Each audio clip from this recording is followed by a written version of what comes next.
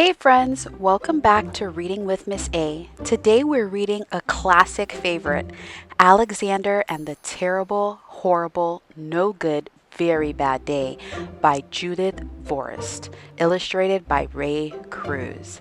Have you ever had a day where everything just feels, wrong? Well, Alexander sure does, and he thinks moving to Australia just might fix it. Let's read together and see what happens when one thing after another keeps going wrong for Alexandra. So grab a cozy spot and let's dive in. Hey, it's a beautiful day.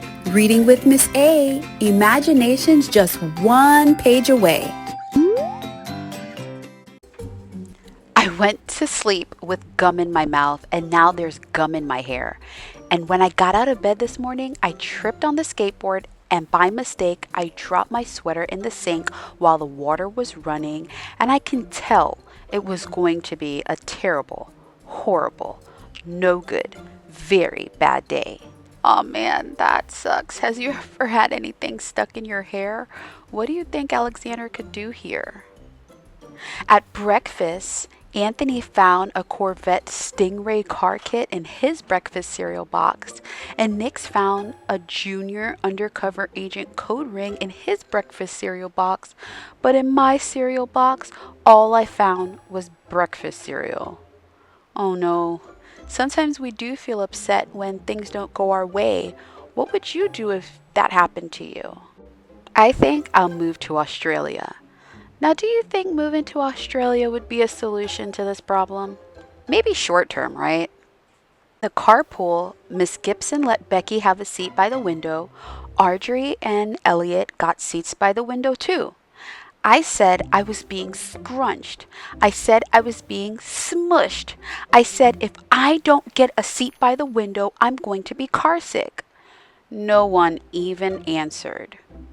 Raise your hand if you've ever been stuck in the middle seat like Alexander. Not fun, right? I could tell it was going to be a terrible, horrible, no good, very bad day. At school, Miss Dickens liked Paul's picture of the sailboat better than my picture of the invisible castle. At this point, doesn't it seem like Alexander feels like he can't do anything right? Have you ever had a day like that at school? At singing time, she said I sang too loud. At counting time, she said I left out 16. Who needs 16? I can tell it was going to be a terrible, horrible, no good, very bad day. I could tell because Paul said I wasn't his best friend anymore. He said that Philip Parker was his best friend and that Albert Moyo was his next best friend and that I was only his third best friend. I hope you sit on a tack, I said to Paul. I hope the next time you get a double-decker strawberry ice cream cone, the ice cream part falls off the cone and lands in Australia. Oh no, that's not very nice to say to a friend. 2 cupcakes in Philip Parker's lunch bag, and Albert got a Hershey bar with almonds, and Paul's mother gave him a piece of jelly roll that had little coconut sprinkles on top. And guess whose mother forgot to put in dessert? Wow, those sound like really great desserts. It was a terrible, horrible, no good, very bad day. Hey, do you guys get dessert for lunch? I thought desserts usually are for dinner. That's what it was, because after school, my mom took us all to the dentist, and Dr. Fields found a cavity just in me. Come back next week and I'll fix it, said Dr. Fields. Next week, I said, I'm going to Australia. Yikes, the dentist isn't fun, but don't we have to go anyway? On the way downstairs, the elevator door closed on my foot, and while we were waiting for my mom to go get the car, Anthony made me fall where it was muddy, and then I started crying because of the mud. Nick said I was a crybaby, and while I was pinching Nick for saying crybaby, my mom came back with the car and scolded me for being muddy and fighting. I'm having a terrible, horrible, no good, very bad day. I told everybody. No one even answered. So then we went to the shoe store to buy some sneakers. Anthony chose white ones with blue stripes. Nick chose red ones with white stripes. I chose blue ones with red stripes. But then the shoeman said, "We're all sold out." They made me buy plain old white ones, but they can't make me wear them. We picked up my dad at his office. He said I couldn't play around with his copying machine, but I forgot. He also said to watch out for the books on his desk, and I was as careful as I could be, except for my elbow. He also said don't fool around with his phone, but I think I called Australia. My dad said, please don't pick him up anymore. It was a terrible, horrible, no good, very bad day. It seems like Alexander just can't catch a break. There were lima beans for dinner, and I hate lima beans. There was kissing on TV, and I hate kissing. Bath was too hot. I got soap in my eyes.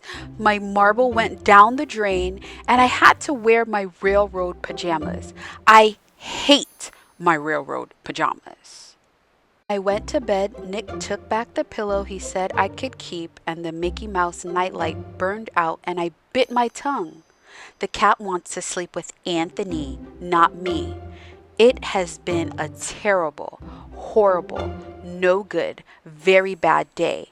My mom says some days are like that. Even in Australia.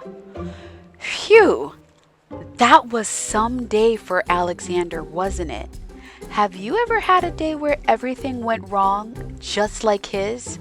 Maybe your cereal spilled, your shoes didn't match, or things just didn't go your way. It happens to all of us. But here's the thing. Just because you have a bad day doesn't mean you have a bad life. Sometimes those rough days help us slow down, reset, and remember what really matters, like kindness, patience, and grace. So here's something to think about. What's one thing you can do when you're having a terrible, horrible, no good, very bad day? To make things a little better. I'd love to hear your thoughts in the comments below, or talk about it with someone at home. Thanks for reading with me today on Reading with Miss A. Remember, bad days don't last, but your attitude and your heart, they can change everything. Keep reading, keep dreaming, and keep being kind. Bye for now. That was so much fun. Thanks for reading today. We'll see you next time with Reading with Miss A. Keep dreaming big and turning those pages, 'cause stories take us to amazing places. Don't forget to like and subscribe. See you in the next book.